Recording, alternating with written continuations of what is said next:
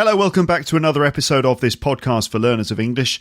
This episode is sponsored by italki. If you're looking for one-to-one lessons or a teacher or English speakers who you can talk to on a regular basis, or language partners and other people you can share the experience of learning English with, then you might want to check out italki because they offer you a flexible approach, a very convenient approach to getting speaking time and English lessons into your daily or weekly routine. It's all done through Skype, and it's very convenient. italki have many teachers from many different places who are there waiting to provide you with their English training, and also just English speakers from the UK and all over the world who also you can talk to on a regular basis as well, and you can make friends and have good experiences. I got a message from someone who said that they'd fallen in love with someone they met on italki. I can't remember who that was now, but I definitely got a message from someone saying that they'd actually fallen in love with someone they met on italki. So, it's a genuine thing, it's a real thing. People are actually out there connecting and improving their English, and also even finding love in some cases. And don't forget, with this sponsorship, you can get basically a voucher worth a lesson. It's like basically a free lesson. When you buy some lessons with italki, they'll send you a voucher worth a free lesson. To get that offer, go to teacherluke.co.uk/talk or click an italki logo on my website.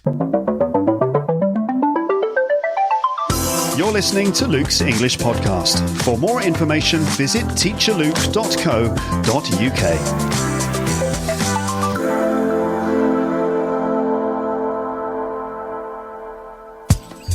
Hello everyone, welcome to the podcast. How are you doing out there in podcast land? I hope you're well. Here's part 2 of what has become a double episode, going through the David Crystal interview that I did in episodes 454 and 455. Those episodes were full of so much interesting content from David Crystal that I thought it would be a good idea to go through that stuff again and, essentially repeat what he said, but also try and break it down and try to deal with the question of how does this relate to learning English as a foreign language. You should, if you haven't listened to the others, you should probably listen to episode 454 first, and then 455, and then listen to the catch-up episodes after that. Okay? Right then, so in the last one, I was asking David Crystal questions that I prepared, sort of based on his recent work and things like that. And then in episode 455, David Crystal answered questions from the podcast audience, from the Lepsters out there in podcast land.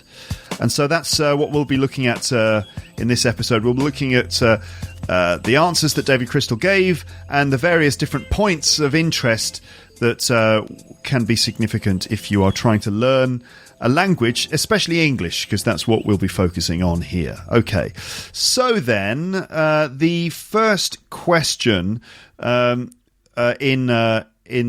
the list was from Hamid, and he asked, if English keeps taking on words from other languages, will it stop being English? And so David said that this is basically the story of English. English is a vacuum cleaner of a language. It sucks up other words. And this is one of the reasons why English is such a big language with so many different words, because it sort of incorporates new words into English all the time. Something like 300 to 600 languages have influenced English with words. And if you look at English today, you ask yourself, where are the Germanic words? Because you kind of think it's a Germanic language. But actually, they only make up about 20% of all the words. And the other 80% is from French, Spanish, Latin, and others. So there's no single dominating influence on English today. In fact, what it does is just sort of like, you could say, steals words from other languages and sort of turns them into English. Now, that includes Urdu words. How many Urdu words have come into English? Maybe 100, but English has over 1 million words. So there's no new cluster of words coming in is going to come in all at once, like a tidal wave. They tend to come in drip by drip. So the point is that although English does take on other words from other languages, they usually come in sort of bit by bit rather than as one single sort of tidal wave. And as a result, the influence is, well, it's not negative. If anything, it's positive, because often these words are assimilated in order to reflect a need, for example, to describe a different type of food or something. So really, there's no threat to English from this process. In fact, it's evidence of the power of English, that it absorbs so many other influences from other languages and cultures, and then sort of it seems to make it stronger. It's like the blob or something. Next was a question from Jill Marnie, who asked basically, what's the future of English? And as David Crystal said, it's basically unpredictable. That's basically an unanswerable question. And apparently you should never try to predict the future of a language, because you just don't know. I mean, you can never predict the future. It seems that, big events often will change the fortunes of a language. Those big events could be things like macroeconomic factors that are impossible to predict, or just events like the election of Donald Trump, or the referendum decision, or some other election decision, or terrorist attack, or whatever it is. Like, events can just change the nature of history, and the language kind of follows it. So it's really hard to predict. That's what David Crystal said. One question actually from someone, I can't remember who, I can never remember who anymore, but one question was basically, will Brexit reduce the influence of English in the European Union? David Crystal actually answered that question himself, but it was one of the questions in the list. And I think that was from Paul. I think there was a listener called Paul, actually, who sent that one in. So, as David Crystal said, he thinks that Brexit won't really reduce the influence of English in the world or in the European Union much, but it will change the character of English that you will hear in Brussels, for example, because it won't be used by so many native English speakers. Without the Brits there, there'll be fewer native English speakers actually using English in those areas. So there will probably be more developments into Euro-English, which is a sort of form of English that's used in the administrative sort of walls and corridors, within the walls and corridors of the European Union sort of administrative head offices and stuff like that, a kind of Euro-English, which I think does exist a bit. There is a sort of form of, a specific kind of English, which is this international form, which is very influenced by various bits of like French and Spanish and German, for example. So there is a sort of Euro English, which probably will become, it will emerge more and more probably without the influence of the native speakers. But English as a global language will continue to change and diversify, according to David Crystal. Jairo asked about the managing the workload of studies. So Jairo is a student who's doing a philology degree, and he was wondering how you can manage the burden of all the books that you have to read and all the studies you have to do. Well, David Crystal agreed that learning about language is a huge burden. There's so much to take on. Learning about a language, you have to learn the history, society, and the events of the time to understand why people were using language in those particular ways. You've got to understand sort of their motivations for saying the things that they said, not just the things that they said.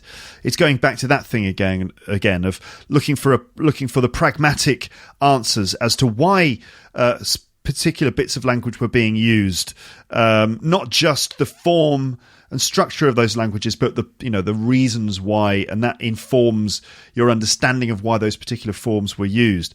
So, for example, David asked, what was it like to be an Old Norse speaker?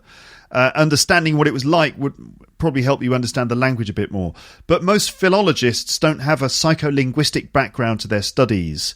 Psycholinguistics, that's the study of the relationships between linguistic behaviour and psychological processes, including the process of language acquisition. So apparently most philologists don't have a psycholinguistic background to their studies, so they don't take those things into account. And as a result, philology can be a bit dry. But I guess David Crystal's advice to Jairo, if you're studying about language, that you should try and study a little bit of the history as well, which helps you to understand the motivations. So David prefers the socially aware approach to the history of language, which doesn't just ask what happened and when, but asks why it happened. So let's explore the nature of the people who made it happen, and this should ease the process of studying the language. Kat commented with her question saying, basically, English syntax. Can you explain English syntax? And can you compare it to the syntax of other languages like German? And David Crystal was like, come on, Kat, you're asking for a book here. Such a huge question. But actually, according to him, it's not such a big deal. English, first of all, has a fairly simple morphology compared with German or French. So we're talking here about the difference between the nature of English. And we've chosen syntax, like sentence structure, but we could focus on other areas, like, for example, the morphology, the way that the words are formed, like the way we form past tenses with ed endings, suffixes and prefixes and things like that, the way that words are formed. So we could look at that. We could look at the phonology of it as well, like the way that it sounds and the way that those sounds are made. Here, Kat has decided to focus on the syntax of English, and why is it that it's different to the syntax of other languages? And David actually, first of all, started by talking about the morphology, the words, and in fact, compared to German or French or many other languages, English has a fairly simple morphology. I mean, what this means is that how many different forms of a single word are there? If you take the word go, it's basically go, goes, went, gone, maybe been as a past participle, going. Is that it? That might be it. Go, went, gone, been, goes, going. That's kind of it. It's only about 6. And then, of course, you've got the different tenses and things like that. But in terms of just the word on its own, it's only about 6 forms of it, which is not that complicated. Whereas in other languages, you've got all the different types of gender. You've got like many different forms for different time expressions and things like that. So the morphology of English is pretty simple, really. How many possible word endings are there for a verb in English? Not that many. But the difference between English and German is morphological, but to a large extent. But also it's syntactic as well. Meaning the way that we structure our sentences, subject, verb, object, and so on. In fact, English and German are relatively close, because as two languages, they only diverged from each other about 2,000 years ago. But it's true that the word order between English and German is a bit different. But David told a story about how he went to German and he spoke to people with his broken German. And he says that everyone understood him when he went to Germany and he spoke German with the wrong word order, with the wrong syntax. Despite lacking the correct syntax, people still understood him. And there aren't that many differences, although there aren't that many differences in syntax between English and German, although the few differences that there are very noticeable because of the way that they're so different. So his question is actually, he asks a question back to Kat, which is, why are you worried about local areas of syntactic difference between English and German? Why has this become an issue? And this again comes back to that question of identity. And speaking with a slight German syntax might make you sound a bit German, but it's not the biggest concern, really, when being intelligible is probably the bigger issue, and maybe learning about the morphology in English may be the bigger point as well. So it comes down to identity. German English, used by people who've learnt it really well, still is distinctively German English. So the point is, from David to Kat, is don't be too concerned about micro differences in syntax between your language and English. As long as we understand you, that's the main thing. Now, that doesn't mean that you can just go ahead and sort of make any error that you want, because you'll find that most of the time you have to be accurate in English, because it's through the accuracy that you manage to explain exactly what you mean. Using the right tense, positions all the events in relation to each other in the correct way, which allows us to understand the narrative drive of a story, okay? So, it doesn't mean that you can just make any mistake you want. But the main thing is that as long as we understand you, that's the main thing. And obviously style is important, so I imagine that you want to write in the style of a native speaker, although which native speaker, I wonder about that. But you might have to accept that it's important to find your own voice in English, which might be influenced a bit by who you are. I mean, it is your own voice after all, which in this case is someone who lives in Germany. Now, that's not to say that your English can be totally different and be completely like German, but with English words. That would obviously be unintelligible and a bit ridiculous. But micro differences aren't such a big deal. So the point here is really don't sweat the small stuff because it's just small stuff. So, next question was from Wesley, and it was about psychology and languages. And he asked, do people who speak different languages think differently? David had some interesting things to say. He said, it's difficult to translate words sometimes. If you're a translator listening to this, then you'll know it's difficult to translate words because there are some words which don't directly translate because there isn't an equivalent word. I'm sure that when you were learning English, probably in the earlier days, you probably spent a lot of time attempting to translate words in your head, in your language, into English. And many times you discover that there isn't really a direct translation. Apparently 10 to 15% of the words that you want to translate may be untranslatable. I don't know which language that is, maybe from French.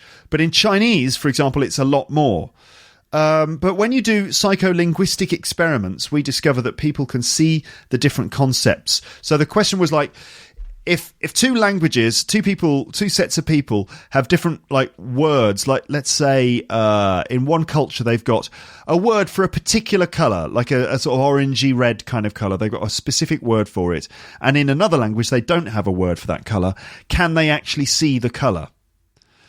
Does the language, our linguistic sort of option to be able to name that particular colour, does it somehow enhance our ability to perceive the difference as well? Is somehow the language driving the experience, or is it the other way around? Is it that we notice that colour more because it maybe performs a significant role in our lives, like let's say you use it as a dye in the culture that you live in, or it's the colour of the rock or the stone that's used to build the buildings, and because of that specific requirement to name that colour, you've come up with the name that other cultures don't come up with. But everyone can still see the colour. We can all see the difference.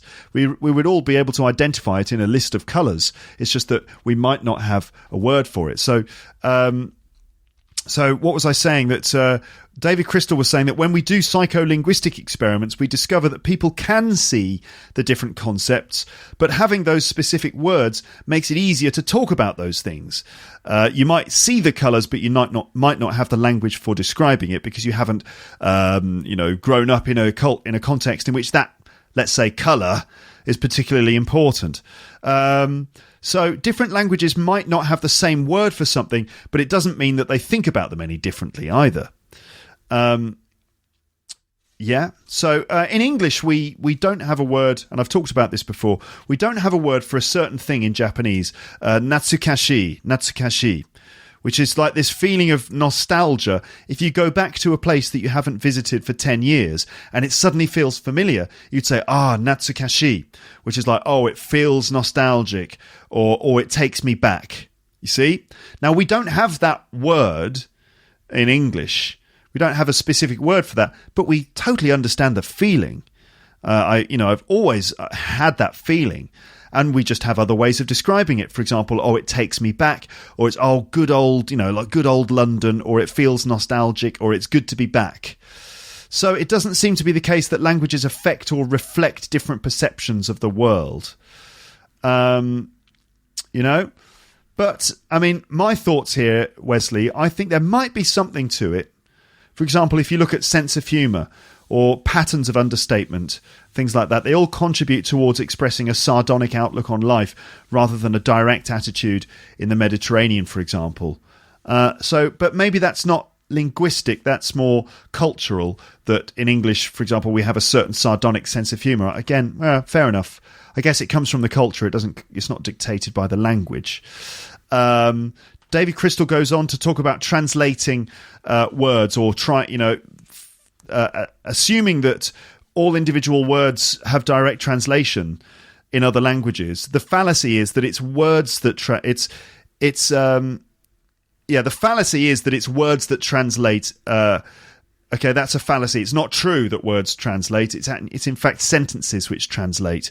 So a group of words together are, in fact, what hold meaning rather than individual words on their own. It's how words go together in groups or sentences. So even if there is no single word equivalent for something in another language, you can just put some words together and make a sentence, and that's how the language transcribes, basically. And that's how it translates. So, the fact that there isn't a word for something, let's say in English, is not evidence that English speakers can't see that thing. It's just that they find other ways, like on a sentence level, to express it. We had the example of snow that you use to build an igloo with. Snow that you use to build an igloo with. So who are the people? Eskimos, the people who live in igloos. They might have a single word for that kind of snow. But in English, we'd still be able to deal with it by saying snow that you use to build an igloo with. It's a bit longer, but we can still see it. We can still name it. So there it is. So I guess what this means for learners of English is that you have to learn not only the vocabulary of a new language. It's not just about translating. Okay, there's three things that you can learn from this one. One is that you should avoid translating individual words directly from your language into English or the other way around. So I've seen people's notebooks, vocabulary notebooks, and it's a list of English words, individual words, with a list of individual translation words on the other side. And what people do is they go through the list and they just remember the translation. That's not necessarily the way to do it. So that's number one. Second thing is that you need to look at words in groups, because that's where they really get their power, where they combine with other words. So you should be looking for collocations of new words, the words that commonly go with them. And also you should look at sentences and even things like the typical contexts in which that kind of language would be used. So sentences, concepts, typical cultural references that are made with those particular words. And you can do that by doing things like a Google search. If you found a new word, you can stick that individual word or a phrase in speech marks into Google, click search, and then click the news tab on Google, and you'll see news stories that contain the word or phrase. And that's a good way of getting a sense of kind of how people are using that language. Bear in mind, sometimes it'll come from blog articles or newspaper articles, and so you should think about the style being used, but often you will see quotations and things with those phrases being used, and it's just a good way of seeing the phrases being used in a sentence, but also in a cultural context as well. And so the third thing is that you should not only learn the vocab, you need to learn the culture as well, okay? To learn a language properly, you need to learn all about the culture, the mindset, the reference points that are being made. And you can see all of those things too, but having certain words and expressions makes it easier to talk about them. So, it's a question of understanding the things that are important and then the language that goes along with it. The result is that in languages, it's easier to talk about commonly occurring cultural phenomena because the language has the tools to do it. But people are all still basically the same. We might just take a little bit longer to talk about a concept that in your language is very normal. Whew. All right, then. Next question was from Mayumi, and she asked, why do British people use indirect language? We've said many times before that the English are famous for saying sorry and for not being able to give a negative response. We kind of have this ambiguous, indirect kind of language. Why? It's difficult to, from a language point of view, to be able to answer that question. You have to end up looking at a sort of psychological, social point of view. But a linguist might not have the answer to why it is that British people behave in this so-called polite way. It's just a cultural difference. Maybe it's the British temperament. The reason for that is hard to say. Maybe it's because the UK is an island, like Mayumi suggested, and that the psychogeographic factors might affect the kind of language use and the way that we communicate with each other. Pragmatics comes back into it again here. That's the study of why people are using specific bits of language. And, really, we see that language norms, or the way that language is used, reflect the cultural context. And that's, as David Crystal said, that's the identity argument. There may be an argument that language norms reflect the cultural context here, meaning the cultural context being that British people are a bit indirect, which I think is what Wesley was getting at. The idea that language norms reflect the cultural context. Actually, I'm not sure that's what Wesley were getting at, so I'm going to just rewrite that. I don't think Wesley was getting it. I think Wesley was suggesting that because we have different language, we see the world in a different way, and that's defined by our language. But in fact, it's the other way around. Anyway, maybe the question is English too prone to humour to be able to sustain fascism? Oh, this is a complicated one. I'm going to have to come back to that later on. But anyway, the point is, why does the UK use this kind of polite language? And the answer is, we don't really know. You'd have to ask why British people want to be polite. But obviously, it's because we're such nice people, isn't it? That has to be the answer. We're just lovely people, and we just like to be nice. I don't know. So basically, Mayumi, you just have to accept the cultural differences. You have to try and learn about them and accept them. Because basically, that's just who we are, should be a good enough answer. And that's probably the best answer we can give. Like, why do British people communicate in this way? Just because we're English, because we're British. So, as ever, you must just accept cultural differences. Just like when you discover them in language and you discover them in social situations, you just have to accept the cultural differences and remember they're not weird, they're just different. I don't think Mayumi thinks that the indirect communication style is weird, because I think that's kind of normal in Japan too. But sometimes there isn't really an answer, you just have to accept it. It's a good bit of advice for anyone coming into contact with another culture. It's a good bit of advice to remember it's not weird, it's just different. Now, you can speculate about why people behave the way they do, but ultimately, you've just got to accept it and move on, like the way you often have to accept that in English, this is just what people say in this language, and that's it. Okay, so in my notes here, I've got reference to two words, the synchronic and diachronic methods. And David Crystal talked about using a synchronic method and not a diachronic method. So we're getting into some terminology here. And according to Wikipedia, synchrony and diachrony are two different and complementary viewpoints in linguistic analysis. A synchronic approach considers a language at a moment in time without taking its history into account. Synchronic linguists aim to, or synchronic linguistics aims at describing a language at a specific point of time, usually the present. By contrast, a diachronic approach considers the development and evolution of a language through history. So David Crystal says that we should use a synchronic approach to understand these things. So basically, why is this particular person choosing to say it in this way right now?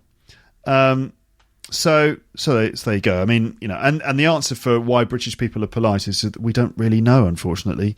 It's probably a similar reason for why Japanese people are. Some more modern dictionaries now contain extra information to help you with all this stuff. Like, they help you by giving you often collocations or maybe a little bit of background information, little essays about usage and pragmatics, which help us to identify how culture affects language. So it's worth reading the extra comments and information pages that you find in many dictionaries. They're full of really useful background information. You should also consider reading cultural guides about different countries or English-speaking countries, as well as just purely linguistic ones, that if you're going to communicate with people from a particular country, you should probably read up on that culture and sort of prepare yourself and, see how it affects the communication style and then the English as well. Antonio asked whether artificial intelligence would ever replace the need for language learning, imagining this idea where we all have computers in our heads or computer headphones, and we can go around and talk to people in different languages, and the technology instantly translates it, and we're able to then just have meaningful conversations and relationships just like we do now, but instead of having to learn the languages. You wouldn't have to spend any time. You wouldn't listen to Luke's English podcast. There'd be no reason for this to exist. It's like some sort of frightening Brave New World where it's all robots and cyborgs and everything's really clean, and there's a slight undercurrent of evil, and one of the robots is going to go bad and it's going to make everyone evil, and then there'll be a big fight and it'll be like the Matrix, all because of no Luke's English podcast. That will be the outcome. If this podcast ever ends, it'll basically end with a futuristic apocalypse with robots. So there's something to look forward to. But anyway, this is what I think, this is partly what Antonio was thinking about, a future where people will use technology to translate instantly, and so they won't need to learn languages again. And it made David Crystal think of the Babel Fish or Babel Fish from The Hitchhiker's Guide to the Galaxy, this wonderful book by Douglas Adams, which has this idea of this Babel Fish, which is like a little fish that if you put it in your ear, it swims into your ear and it will translate every language that you hear. So if you've got a Babel fish in your ear, you can understand everybody. And the Babel fish in the book, The Hitchhiker's Guide to the Galaxy, apparently is the thing that destroys the arguments for the existence of God. Because, what was it? How does it go in the book? That the religious people say that there can be no faith with evidence, that evidence destroys faith. The whole purpose of having faith is that it's a leap of faith, that you just have to have faith, and that if you require evidence for that faith, then it sort of destroys the whole concept of it. So evidence destroys faith. And then the Babel fish comes along, and it's so perfect and so amazing and so advanced as an organic creature that will translate any language. It's so perfect that the argument is that this is the only conclusion can be that this was created by an intelligent designer. It's the ultimate evidence of an intelligent designer. And because suddenly this evidence exists, it destroys the religious faith and God disappears in a cloud of logic. That's how it goes in the book. Anyway, the Babel fish is like this little fish that you put in your ear, and it translates everything. So it's that idea. And David Crystal thinks that in 100 years, the technology probably will be perfect. And I mean, I've certainly seen the automatic subtitles on my YouTube videos have improved recently. So certainly within 100 years, automatic translations will probably be perfect. So imagine a situation, though, where the Babel fish in your ear is operating perfectly, and it would solve lots of problems, certainly. But the problem is here, the thing that's missing is the question of identity. Because the point is that if you're French, you might still want to be French. And the artificial intelligence might not include those differences. People will still hold on to their languages in order to express their identity. So it won't affect language diversity because people will still be using their own languages to express identity. So that's the idea of it being a threat to language diversity. But my question was whether or not this kind of technology might make the need for global language redundant. Maybe artificial intelligence will replace English. So why bother learning an international language? And David said that there are various answers to that. Technology, for example, might let you down. There might be a situation where, for example, you don't have electricity and so you can't power the technology. So you might not choose to constantly rely on it. And also, will artificial intelligence manage to be perfect like a human, with the ability to translate with a view to expressing the culture? Because human translators, when they're translating from one language to another, choose between many different competing nuances of translation. And in fact, any person, when they're speaking, they make certain choices to express certain different nuances of English. So, for example, I could say it this way, or I could say it this other way. So we make those decisions based on complex social and psychological factors. And a computer might not have that kind of cultural sensitivity. Or maybe that sort of thing would only come in the very long term.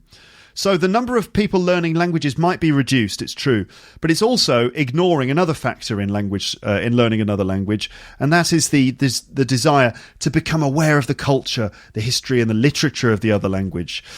So there are, many reasons for learning a language other than just being able to communicate. It's also about the personal satisfaction in learning another language and enjoying the pleasant things about it. So people learn languages because they want to do it, not necessarily because they need to. It's a pleasure to learn another language. People seem to enjoy listening to Luke's English podcast. So there are many reasons to want to continue to learn other languages. It's not just about intelligibility. It's also about identity. So maybe they won't completely replace, language learning for the foreseeable future. And for the foreseeable future, David can't see that it would be economically viable to create the kind of technological solution for language when the traditional methods are already the best way to foster genuine relationships between people. Now, the next question was from Jack, and we don't know where Jack comes from. I don't know who you are. I don't know what you want. We don't know where he's from, but he is famous in the comments section for writing in this kind of Ali G dialect. Okay, do you remember that? The Ali G dialect. So in the Ali G dialect, people speak like this. Me want to just ask a question, like that kind of thing. Bit strange, you might think, and I sort of think, why does Jack choose to write like that? And I asked David Crystal Jack's question in his kind of Ali G voice. And first of all, David didn't mind at all being addressed in the Ali G dialect. It didn't bother him at all. Certain features of that dialect, which are basically that dialect comes from sort of like, I don't know, I guess originally it's from a sort of Afro-Caribbean community in London who spoke with a sort of Jamaican patois sort of influence on English. And then that spread to other people living in London who weren't part of that community. So, for example, even just sort of white working class kids who lived in the same neighbourhood might start speaking like that as well. And then you end up with a character like Ali G, who is basically a sort of a lower middle class white guy, teenager who lives in his bedroom, who fancies himself as a sort of rapper. He's a wannabe rapper. And so he's adopted this kind of speech. He's a kind of fake rapper or something. He's adopted this speech pattern in order to try and be cool. Okay? And so the features are things like saying me instead of I at the beginning of a sentence, like me wants to know, for example, or subject-verb agreement, like I is. I is well impressed, for example. And little phrases like booyakasha, which comes from, I guess, Jamaican like dialect. And certain other words like it's a well big honour. Well big. Well being used to mean very or really. It's a well big honour to have you on the podcast. So, I mean, the first thing that David talked about really was Jack's option to speak in this dialect, or at least write in this dialect in the comments section. And we see that it's quite a skill, in fact, to be able to switch between registers, like different styles of English. Sometimes we break the rules in English as a stylistic choice. Like, for example, with the expression, if it ain't broke, don't fix it, which basically is a fixed phrase. If it ain't broke, don't fix it, meaning if it's not broken, don't fix it. But it's got sort of incorrect grammar. If it ain't broke, don't fix it, which is basically, the sort of thing you'd say about a system. Like, don't change the system. If it works, then there's no need to fix it. If it ain't broke, don't fix it. Just leave it the way it is. Don't change it. So, you can break the rules as a stylistic choice, like if you want to use an expression like that, or if for whatever reason you want to talk like Ali G, maybe as some sort of joke or a reference, I don't know. But it is important to be able to switch between different styles and registers. And I have seen Jack switch between styles. Sometimes he writes like that. Sometimes he writes kind of ordinarily, which suggests to me that his English is actually pretty good. So I'm not bothered by it in the comments section of my website because it doesn't really bother me. But you should be aware, Jack, that some other people might find it a bit weird or inappropriate. Like, for example, if you write that in forums on other websites or in the comments section of Amber's new podcast about Paris history, or in like a business meeting that you attend, it might be a bit weird and inappropriate there.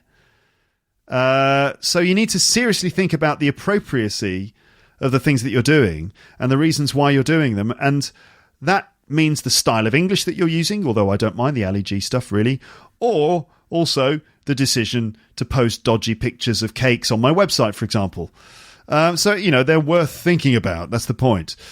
So the other question was, Jack's actual question was, should the listeners of this podcast learn the rules of grammar, or should they just focus on meaning and let the rules look after themselves?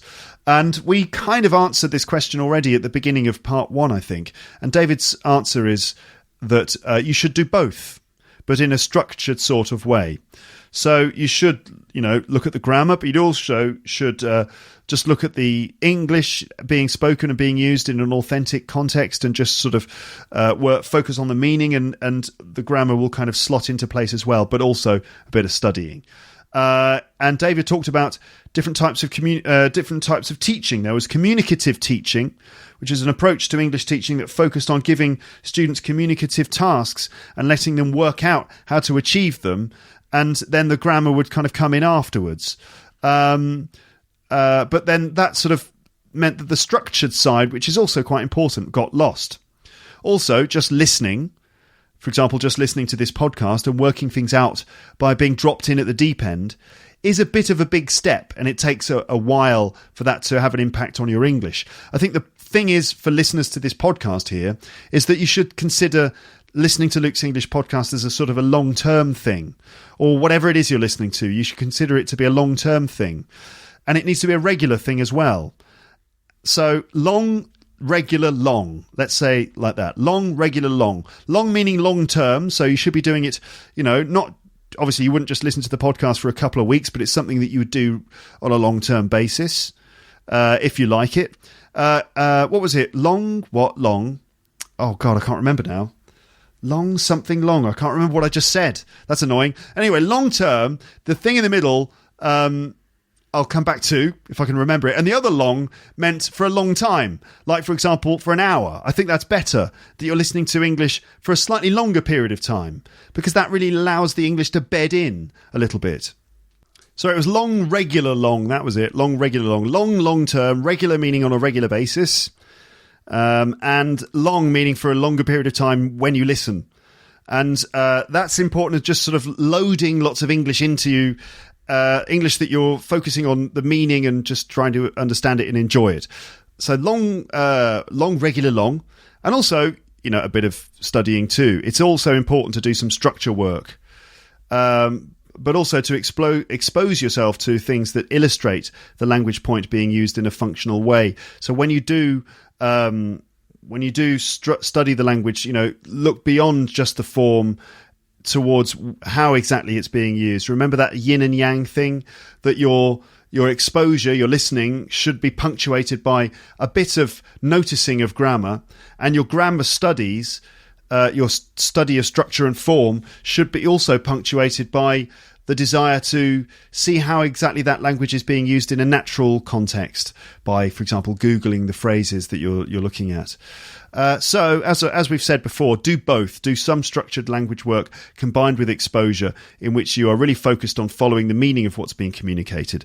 Then probably some more reflection on the way it was done with language. So moving between grammar and pure meaning, and back to grammar and pure meaning. Moving between those two things. It's the yin and the yang. It's the Tao of English learning. All right. So the next question was back to the conversation I had with Amber and Paul recently about failing standards in English.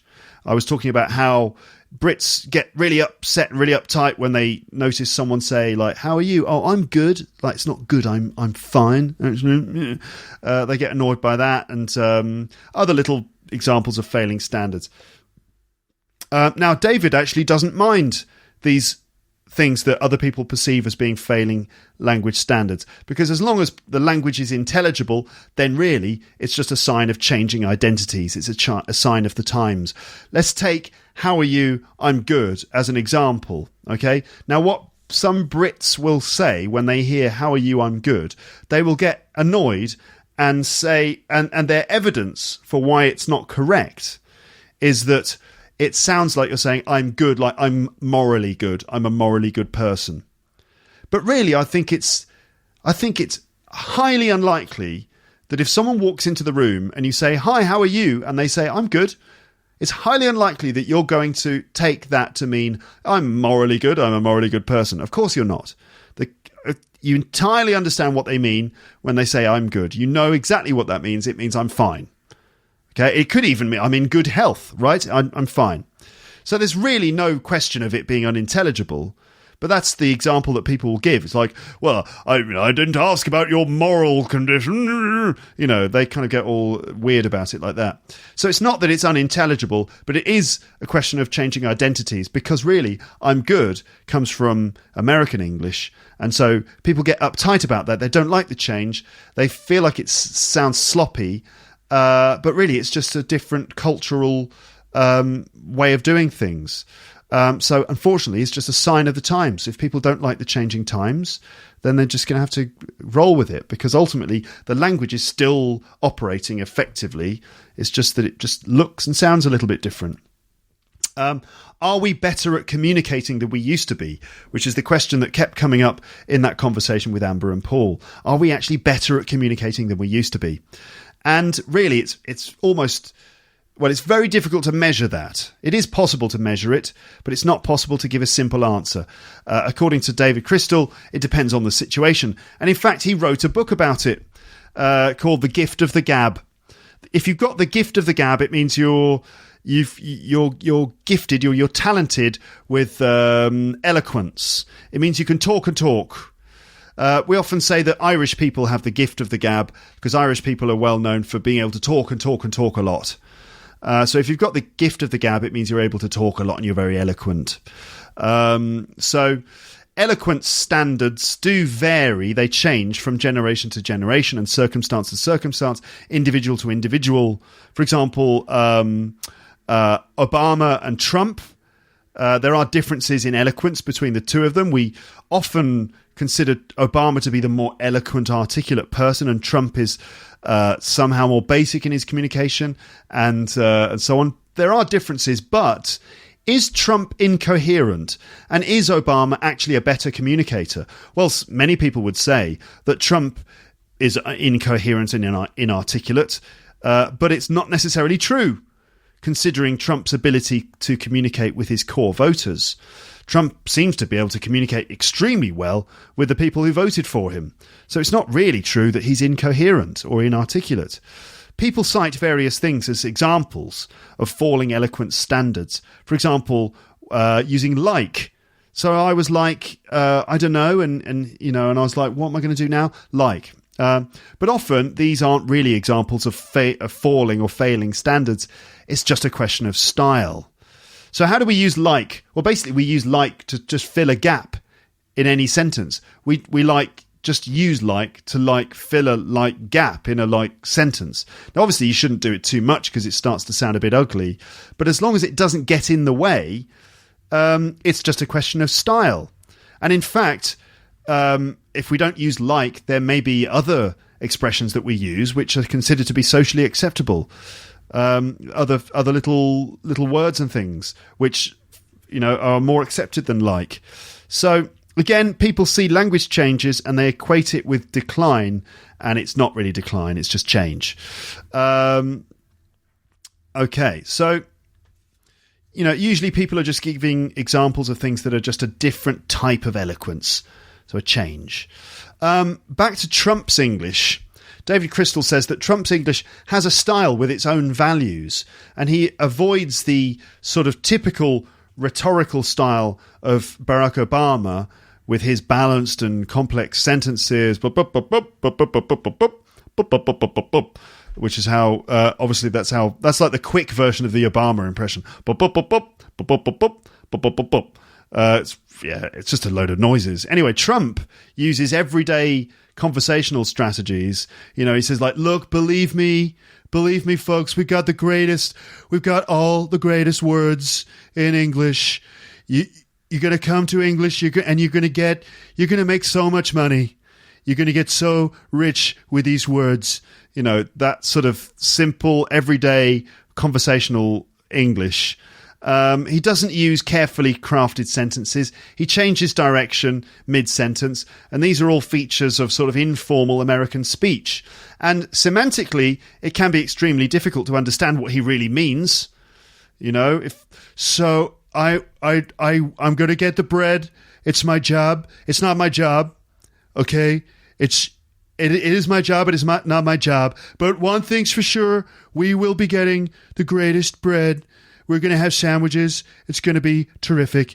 It's not entirely clear what he's talking about. But adopting that style has allowed him to appeal to certain people, which has been crucial to his success. Unless, of course, there's something else involved in the whole Trump success. He's being investigated by the FBI at this moment for questions relating to his handling of secret information and whether or not the Russians are backing him. What on earth is going on, ladies and gentlemen, with Donald Trump at the moment, and these sort of allegations that somehow he's working for Russia and that Russia was involved in the American presidential election and Brexit and all this stuff. What on earth is going on? It's extremely weird times. Anyway, Trump doesn't speak in the classical sort of eloquent way, but he's very effective as a communicator because he's managed to mobilize all these people. Now, these days, as David said, Trump may have become a little bit more formal, but during the campaign he was noticeably less formal and more colloquial than Clinton and the other candidates. And as a result, he clearly stood out from the crowd. During a climate of dissatisfaction with the traditional political class, people were fed up with the type of boring politician speaking in that boring old way, and they thought that they were out of touch with ordinary people and part of a crooked system. A lot of people didn't trust Obama because of his laid-back, cool, complex way of speaking. Trump got in by presenting himself as an alternative to this established political system, and the way he used English was a big part of that. All right, there you go. That's the end of that. I've been through most of the points made by David Crystal in our conversation.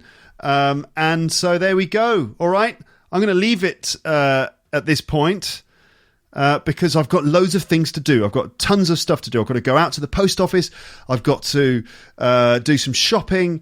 I'm a busy person today, so I don't have time to ramble on anymore. But there will be more rambling coming soon. By the way, I just saw from the news that Theresa May has joined in coalition government with the DUP, the Democratic Unionist Party. So we have got, this is what it says on the Guardian's website. Election 2017, Theresa May says Tories will work with DUP to proceed with Brexit. All right, fine. There you go. That's the latest update on the election stuff. So the Tories are going to stay in with support from the DUP then. Okay, well, what a disaster that was for Theresa May, though, because she's just lost a bunch of influence in the House of Commons by doing that snap election, which totally worked against her expectations. Anyway, we'll keep up with this story. I'll probably talk to you more about it on the podcast soon at some point. But for now, it's just time to say goodbye. Bye, bye, bye, bye, bye.